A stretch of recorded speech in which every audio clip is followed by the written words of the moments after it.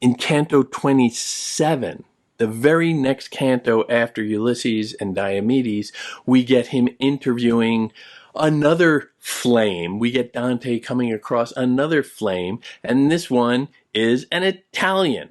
Significant. It is a somebody who recognizes Virgil's language, who calls out and says, "Hey, I heard you talking, Mr. Virgil, and I heard you speaking in Italian. So you and I we're paisan." And that happens an awful lot throughout Dante, people recognizing one another from language, as we have seen.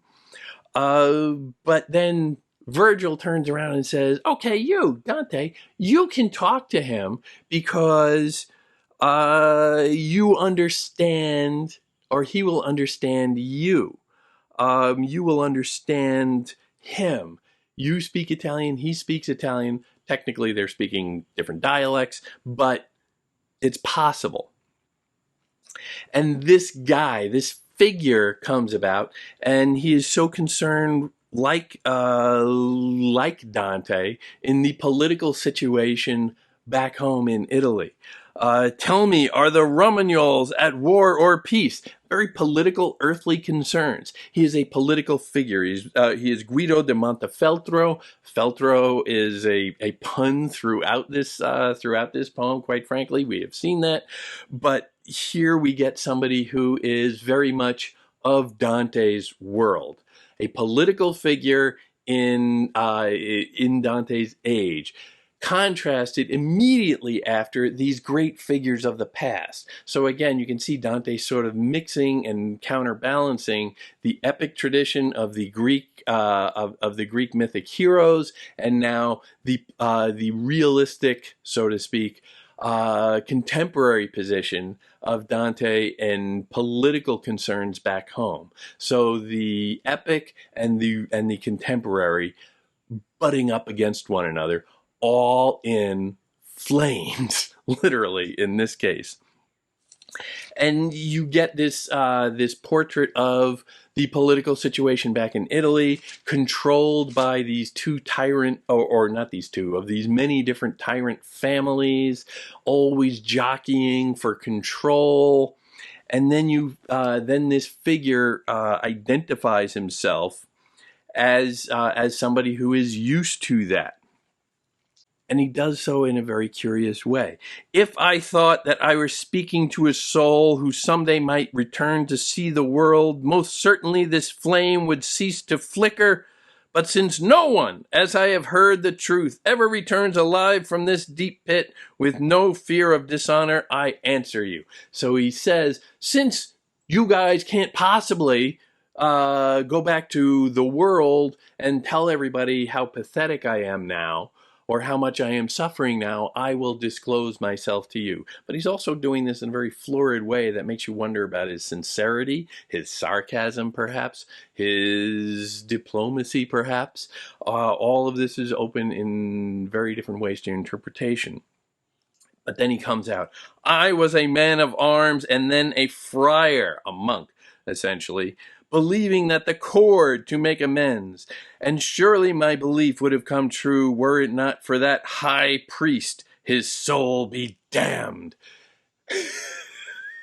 The high priest is Pope Boniface, whom Dante has no love for, and Dante is turning the screws on Boniface again, because he has this figure of Montefeltro, who was a soldier and then became a man of the cloth and gave up his past as a soldier, as a warrior, and supposedly dedicated himself to God afterwards. Fairly common trajectory for old soldiers throughout the medieval age, but here you can see him telling this story as a seduction tale where he himself is the victim, and the Pope seduces him back into, basically draws him back into the ways of war and says, okay, look, you were a great soldier and now you're a man of the cloth. I respect that. But at the same time, I don't really care about your work as a man of the cloth. I need some military advice. I want to go conquer my enemies, which medieval popes tended to do, especially medieval popes around the era of Dante. And this is part of the reason that Dante has such a beef with the Pope, that popes in general were exercising too much earthly concern, were too much involved in politics and military matters and worldly control when they should be concerned exclusively with matters of the spirit. And so the figure of Montefeltro is seduced into, in his characterization, seduced into counseling as a military advisor. He asked me to advise him. I was silent, for his words were drunken. Then I spoke again. Fear not, I tell you, the sin you will commit is forgiven. Now you will teach me how I can level Palestrina to the ground. Mine is the power, as you cannot deny, to unlock and to lock and unlock heaven. 2 keys I have. Those keys my predecessor did not cherish. He asked me to advise him. I was silent, silent, silent, silent. Look at that word very closely. Silent. Whereas Ulysses exercised his powers of deception through words, Montefeltro is exercising his power of deception through silence, the withholding of words, the withholding of language. He is not offering any objection to the Pope's improper suggestion that he come back to the world of military advice, which is the advice on how to kill people. Let's be blunt about that. And as a holy person, as a friar, as a monk, or as a whatever, you're not supposed to advise violence. You're not supposed to help people be killed. So that silence, silent, silent, silent is his kiss of death. And it is his sin in that moment that consumes him. And he becomes a victim of language at that moment because he tries to turn language around almost immediately. The Pope weighs out this offer that, anything you're going to tell me, I can forgive immediately because I'm Pope. I control the keys to heaven, so I will forgive you before the sin even takes place. I'm forgiving you now. Now you're free to go and tell me how to kill people, and that's your sin, but it's already been forgiven, so everything's square. You don't have to worry. This opens up a whole debate on theological grounds, and Aquinas and a bunch of others had weighed in on these sorts of debates, and here you get a kind of sophistry. I said, Father, since you grant me absolution for the sin I find I must fall into now, ample promise with the scant fulfillment will bring you triumph on your lofty throne. Saint Francis came back to get me when I died, but one of black cherubim cried out, Don't touch him! You cheat me of what is mine. He must come down to join my other servants for the false counsel he gave. That's Montefeltro narrating his little after-death experience where basically the devil came and snatched him away from heaven. From then to now I have been ready at this hair, because one cannot be absolved unless repentant, nor can one both repent and will a thing at once. The one is cancelled by the other. And will a thing, free will, the ability to will, is running counter to faith at this moment. So his position as a believer is illogical. And oh, wretched me, how I shook when he took me, saying, Perhaps you never stopped to think that I might be somewhat of a logician. Logician is a curious word. It's an awkward word. It's better in the original Italian, but somebody who practices logic, somebody who practices debate skills, somebody who practices rhetoric, somebody who is skilled at arguing things like a lawyer. sophistry, the ability to create elaborate and sometimes very confusing arguments for one side or the other, who can motivate people by making the words different than the truth. The truth is one thing. The truth here is that Montefeltro is a sinner. But the words that are being spun seem to be absolving him of that sin. The words and the acts are different. And that balance, that contrast is very significant in this moment, because then that condemns him. That knowledge, that words, that language, that the ability to motivate people, to seduce people through language is inherently dangerous and potentially sinful. The ability to sway people is an awesome responsibility. Now, Dante, again, is very self-conscious of this. I am a poet, and he was a diplomat, and a diplomat at on the highest levels of power. Remember, when he was exiled, he was on an embassy to the Pope. So he is used to using language with consequences, with real threat behind them. So here he's struggling with that, with the effect of language, with the effect of the absence of language, of silence, of staying silent when you could be telling the truth. All of these questions are being weighed at this moment, and he is struggling with them himself. And you can see that struggle as a kind of heroic mode. Again, the mode of the Christian hero, where he is trying to rise above the pettiness and be aware of his sinful potential, be aware of his own sinful nature within this, his own stakes in this battle.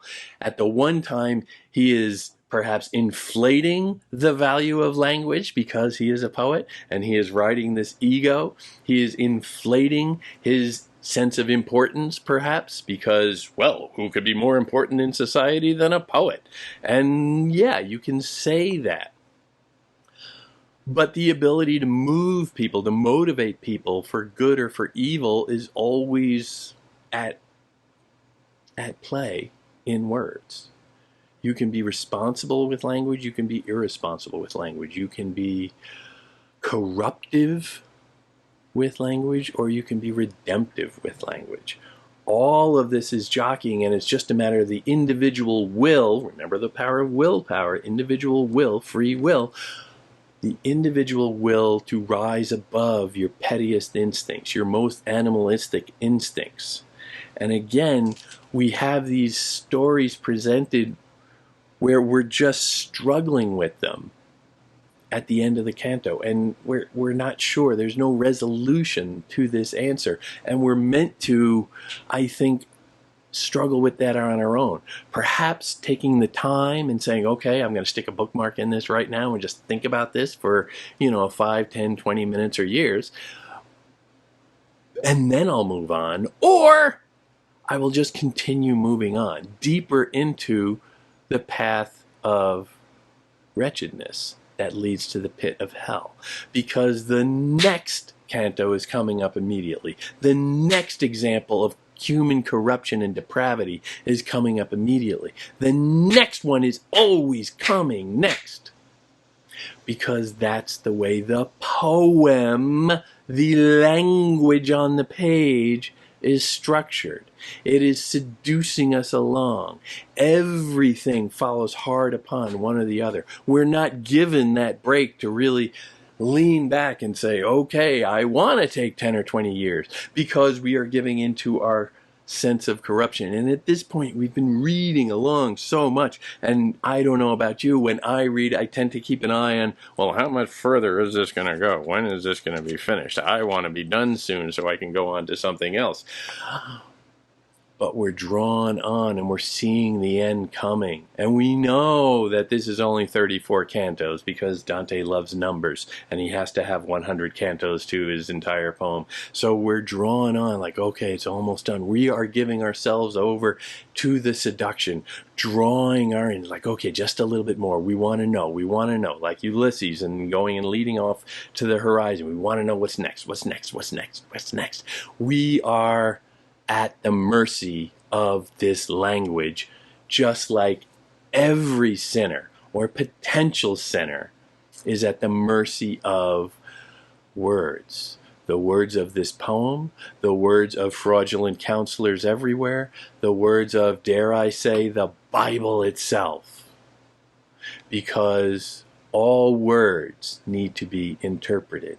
All words need to be judged. And we as human beings, as creatures of, as Dante is giving birth to here, creatures of the Renaissance, of humanism, where we don't just take everything at face value, but that we assert that we as human beings have an inherent obligation to and capacity to understand, to break down, to interpret. Because everything around us is bewildering for God's majesty, but everything around us is something that we can interpret. If we are in truth endowed by our Creator with certain inherent capacities, with the power of reason, God-given reason, if we have that, then we can interpret. And we can look through all this language, and ultimately the responsibility is ours. Whether it is Montefeltro, who takes the argument from Pope Boniface at face value and says, well, okay, I guess I won't be going to hell if I commit this sin because the Pope tells me in words that I'm forgiven, or whether it is Pope Boniface who can say that, well, no, I was seduced by what Montefeltro told me. I'm the victim. No. The case is made to all of us through words. But we don't have to believe it. We don't have to buy into it. We don't have to fall victim to it. It is our obligation to interpret.